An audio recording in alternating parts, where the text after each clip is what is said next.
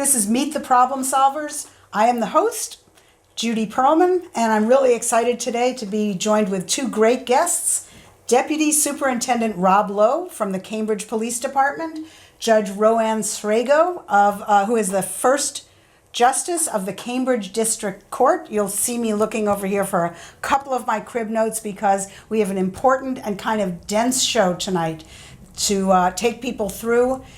Basically, the title of this show is really an important one. This episode is called Policing with Compassion, Purpose, and Results. Basically, as I started picking around at the Cambridge Police Department story, what I figured out, what I came to understand, is that this is a really, really unique department that has spent most of a decade, really more than a decade, digging in, figuring out how to work not just in a flat way with everyone in the same, getting sort of the same treatment, but really focusing in a particular way on vulnerable or at-risk people. So I guess I want to start, and let me also explain that we're really going to focus today on the police department, and the judge will be really speaking to one of the most important parts of what this police department has done, which is develop rich, important collaborations. So in a few minutes, we're going to turn to the collaboration. But for right now, why don't you just help us understand, in the larger sphere of policing, what is it that you guys are doing here in Cambridge that really focuses on vulnerable, at-risk populations in a special way? Sure, and thank you for having us here tonight. And if I could first start with thanking Judge Sragow. I mean, she's really been instrumental in the success that we've had at the police department. And that's kind of one of the themes that we have at the police department, is that a lot of the success that we have is because of the incredible partnerships that we have. So just to give you a history, yeah, you're welcome, Your Honor.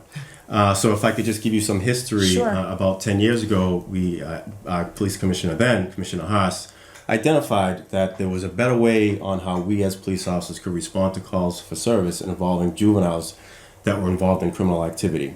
About 10 years ago, we were typically limited in our responses to those calls. Either we were sending juveniles along on their way, or we were placing them into custody and under arrest. Obviously, connecting them to the criminal justice system early on wasn't in their best interest.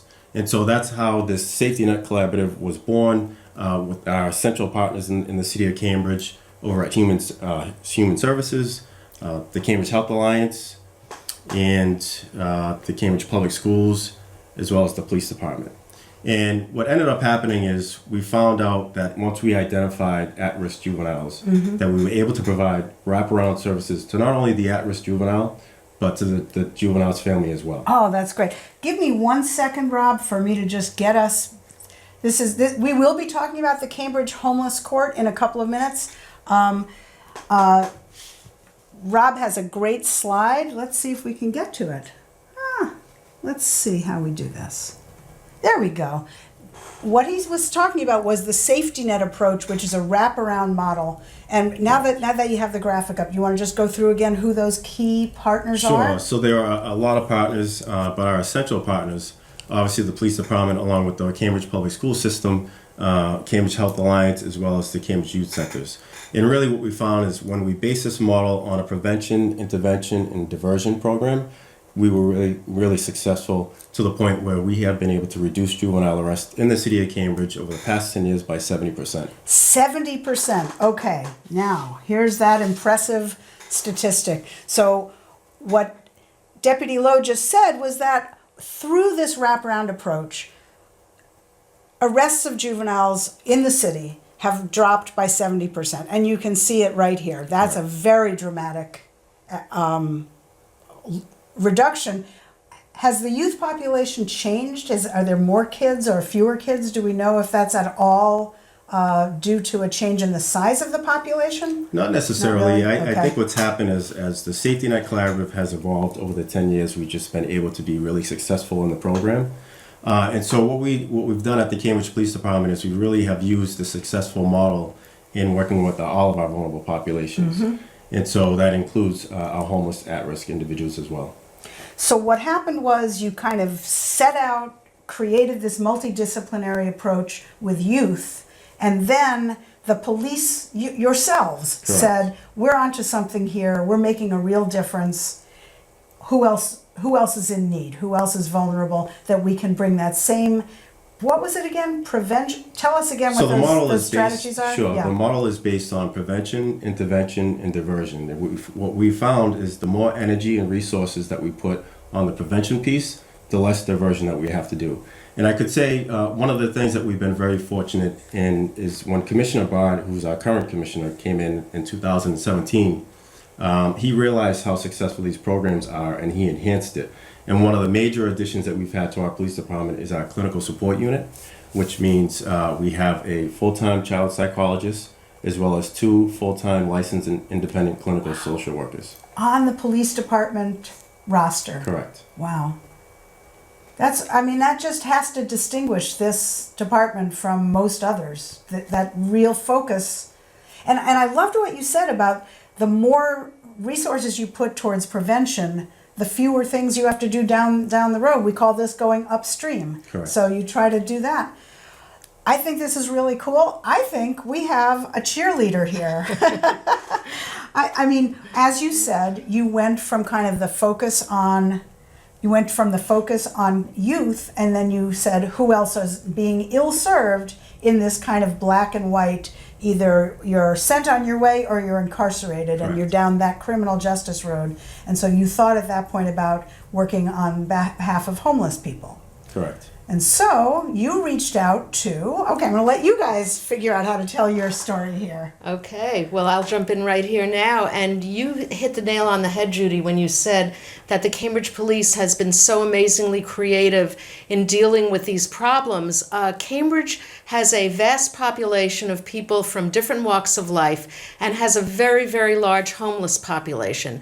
And unfortunately, a large number of the homeless population get in trouble with the law. And part of that is as a result of alcohol, drugs, just sheer homelessness, not having any place to live, mental health issues. Mm-hmm. And the Cambridge Police Department came to the Cambridge District Court and said, how can we solve this? And we have formed a partnership that is very, very unique. Because of the problem with the Cambridge District Court, being located in Medford, I don't know if people watching this understand that the Cambridge District Court is one of the only district courts not sitting within its jurisdiction because the courthouse has now been closed for 10 years. It posed a unique problem, a very difficult problem for the homeless population. They couldn't get to the Cambridge District Court sitting in Medford. So the default rate was very high. The recidivism rate was ridiculously high.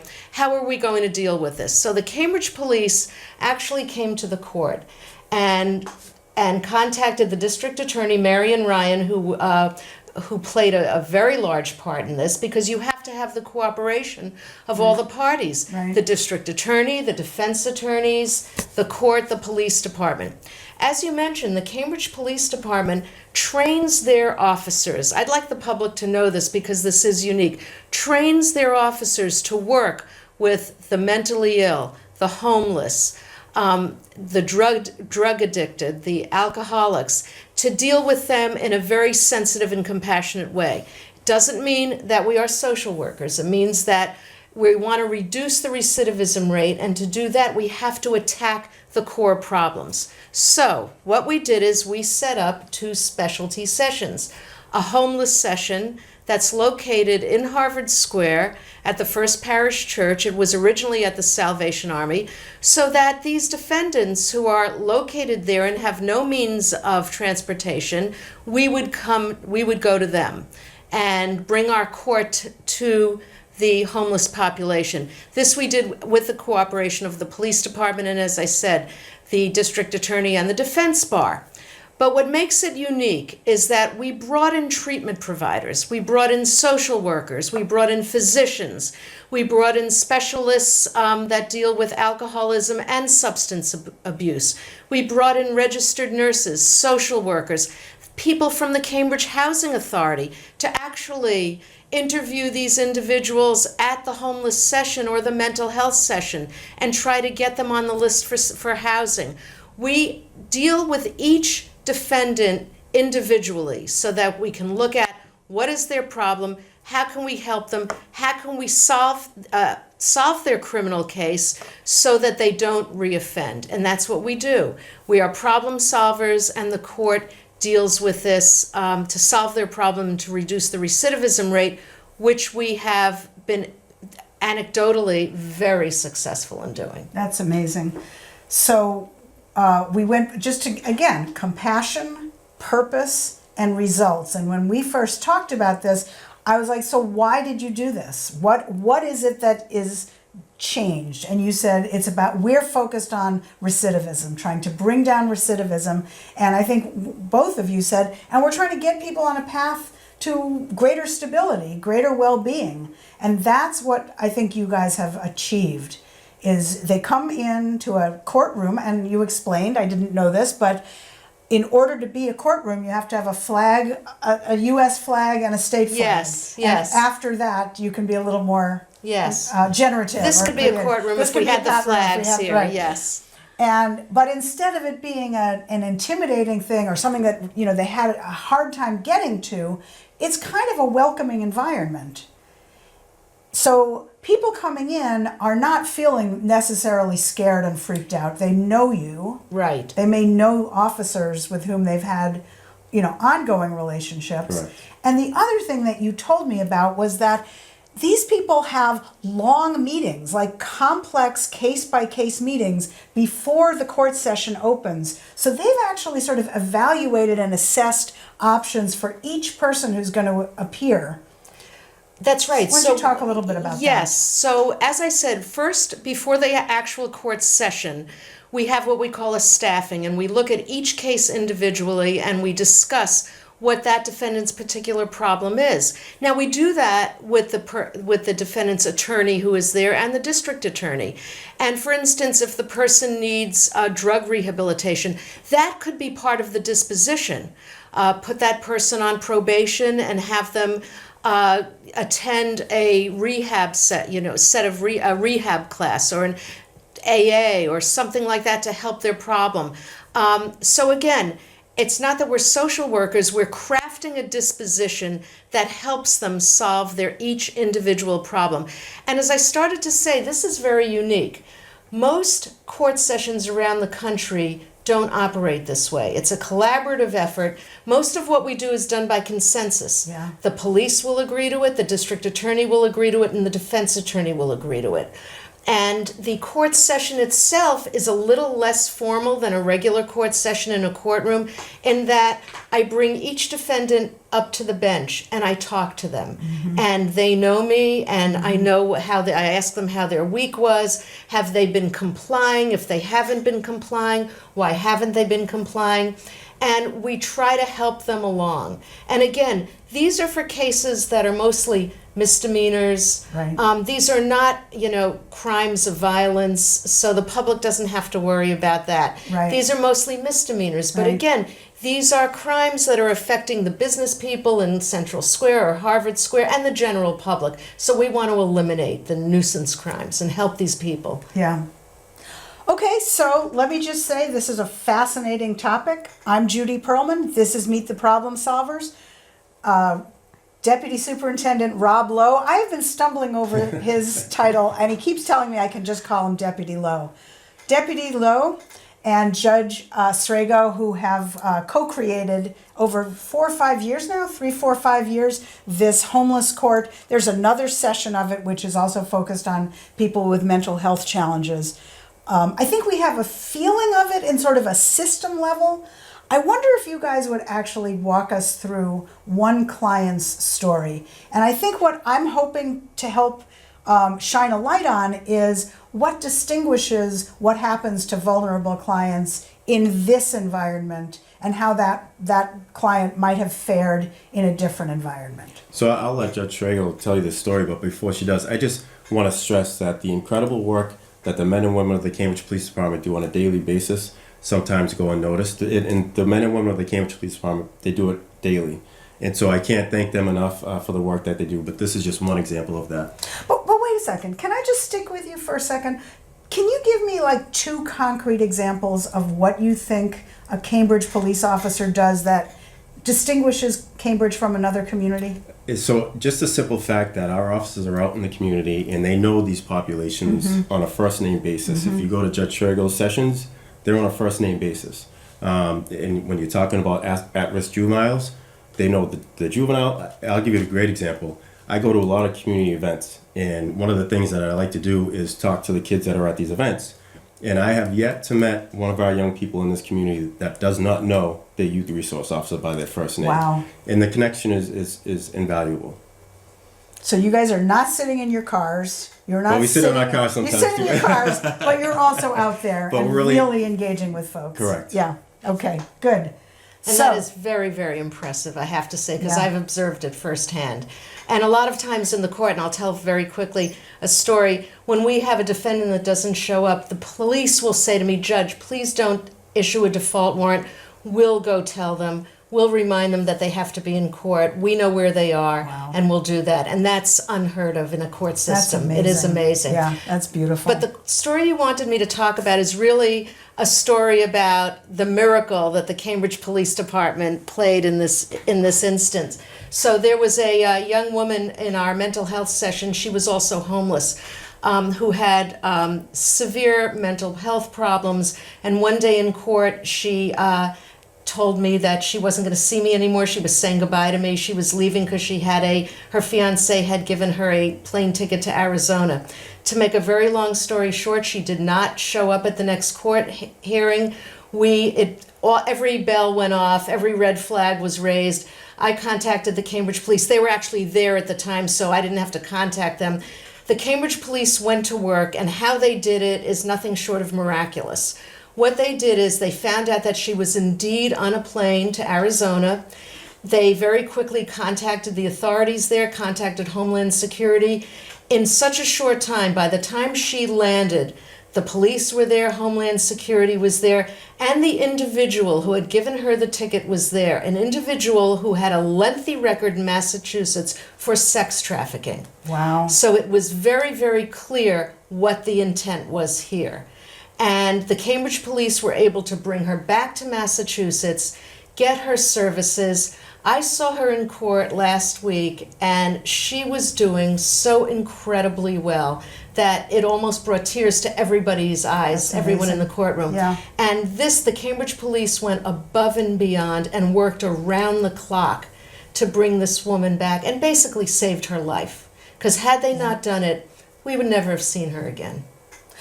I will say I just inject one thing, which is the fact that she was going to be in default is kind of what allowed you to do that. Yes. Right, because she had an active court case. So that was enough of a hook to get this whole thing going. You're exactly right. Okay. So that's quite a story, but help us think. So that's option A. That's like the Cadillac, awesome, thoughtful wraparound service that this client got in Cambridge. What might have happened in another community that didn't know her, that didn't have a homeless court, and then didn't have the kind of responsive police department that we have here? So again, I think a lot of the work that we do in the family and social justice section is based on the relationships that we have in our community. And I can't stress enough the incredible work that the men and women do to know these individuals on a first name basis. So if we hadn't had these models and programs in place, a woman like that could have very much so have fallen into the hands of a person that fit Right. the profile of a human trafficker. And at that point, she would just be like, oh, gone, oh, defaulted. And instead, and I will go back to, it's sort of the relationship piece. It's the relationship you have fostered in your systems of care and the very real, authentic relationships that you've created with the people that you work with. It's really Exactly. quite amazing. So let me just say, this is Meet the Problem Solvers. Judge Roanne Sragow from First Justice of Cambridge District Court, Deputy Lowe of the Cambridge Public Police Department. There we go. I'm going to get through this by the end. Let me just throw a curveball for a second. Is there anybody who would say, that social justice group, that's ridiculous? Do you have any pushback against this kind, either at the court level or at the Cambridge, at the police department, of people thinking like this is either a waste of resources or it's a bad idea? Is anybody like not on board? Everybody's on board. Everybody's on board. Everybody sees that this is Okay. an innovative way to Yeah. deal with these very real problems. Yeah. And as I said, the recidivism rate is being reduced, and we're helping people, and we're fighting crime and Yeah. dealing with it. So it's a win-win situation. And in Okay. addition to that, our violent crime has been historically low over the past couple of years. So this is a perfect opportunity for us in Cambridge, where we are so fortunate that we don't have violent crime issues, that we can spend more resources and energy on providing follow-up services to all of our individuals that's amazing. that need it. Yeah. So All right, so I interrupted. I did want you to. So she would have just. I got it. She would just have vanished. But you had a great statistic right before the show when I said, "What else about the youth? What else about the youth?" And you told me something very cool about the last year. So last year we didn't have one juvenile in the city of Cambridge that was arrested in our public schools. That's amazing. That is amazing. Yeah. I mean, I have to say, I was kind of, a goofy kid in my own way. I am the mother of two kids who had their goofy moments. I just can say, if somebody got into some stupid thing and it turned into an engagement with the police and the court system, there's one path that you are on, right? I mean, that sort of closes some doors. Correct. But that's not the mindset here at the Cambridge Police Department Yeah. and in the city of Cambridge. I mean, we really focus on when we interact with our residents, how do we find that, how do we leave that person better than how we found them? Wow. And especially with juveniles, we all know what the research suggests, that juveniles, their brain hasn't developed until Right. later on in their life. So we all understand that, and that's kind of the mindset that we have when we deal with all of our residents in the city. And that goes back to prevention, intervention, and diversion. The earlier on you can touch someone and say, "Hey, that's really a dumb thing. Let's not pursue that." Right. And maybe like, how are things at home? Is there stuff that we can be helpful with? It sounds like you swim in waters of support. Absolutely. Always kind of asking who else, how else. Right. Yeah. And again, it's That's really amazing. wraparound services, not only for the juvenile, but also for the family. So what do people tell you? What feedback do you get from We them? get great feedback. I think we talked about before that we have public safety organizations from all over the world and country that call the Cambridge Police Department to find out how we doing this type of work.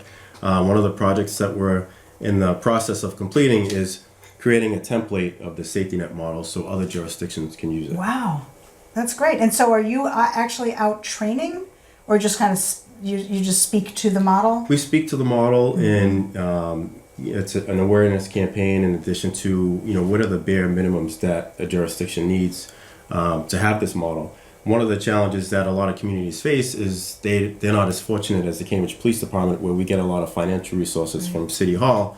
So one of the comments that I like to make is it doesn't cost a lot of money to pick up the phone and call somebody and start building partnerships. Right. And so the way that you have created this multifaceted care team at the courts in another community, that really might be sort of the safety net partners. Correct. You would not have as many people in the police department itself, but you would have that go-to person at the homeless shelter, the go-to person at mental health, go-to person at substance abuse disorders. Yeah. Correct. So Exactly. interesting. Yeah. Exactly. It's a partnership. And the defense bar, we get a lot of our referrals from the defense attorneys because they Wow. because we're helping their clients, and they would rather have a rehabilitative result as opposed to a punitive result. Right. And So wait, helps help their us. clients. We have a couple minutes left. Help us understand how that. Okay, talk us through a client with a legal problem and how that defense attorney gets to you to improve the disposition. Well, I see them in court. I usually sit in the Okay. main session, the first session when individuals are first come into court and are arraigned, and they have court-appointed Okay. attorneys. The attorneys in Cambridge now are well aware of our homeless session and our mental health session, and early on they'll speak to the assistant district attorney in charge of the case, and the two of them will approach me, and they'll both say, we think this defendant is a good candidate for either the homeless session or the mental health session, and we'd like to have that person screened to be able to attend that session. So a lot of our referrals are coming from the bar. We meet with them regularly. That's so and interesting. Yes, so it's truly Yeah. a collaborative effort. I have a question for you.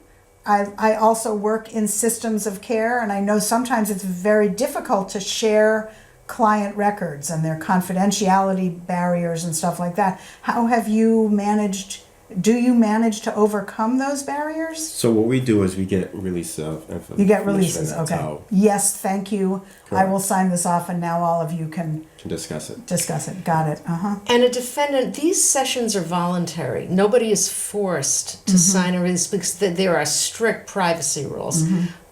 So a defendant has to want to attend Got voluntarily. it. Yep, yep, okay. Well, this has been a very interesting session. This is Meet the Problem Solvers. We're talking about the rather awesome Cambridge Police Department and its compassionate, purposeful, results-driven approach. And Judge Sragow also made it come alive for us with one client's story and just the sense of this courtroom that is welcoming, and it's a problem-solving environment. It's like a fishbowl of problem-solving, of well-meaning people. Yes. We did also want to say that we're going to come back and talk about ways to help people in need. I mean, real fast. We will later on. We'll have a show that is talking about helping sort of drives or community drives, whether it's bringing in your coats or a sock drive or something like that. We'll come back and talk about that with more focus. But in the meantime, if you see someone and you're worried about someone on the street, first of all, if it looks, well, why don't you tell us what that person, if you see someone you're really worried, what should a viewer do? Well, depending on what that person is doing at the time, but assuming that there's no medical assistance that person needs, one of the things that I would say is if you're concerned about a person, feel free to go to a convenience store, maybe buy a bottle of water for that person.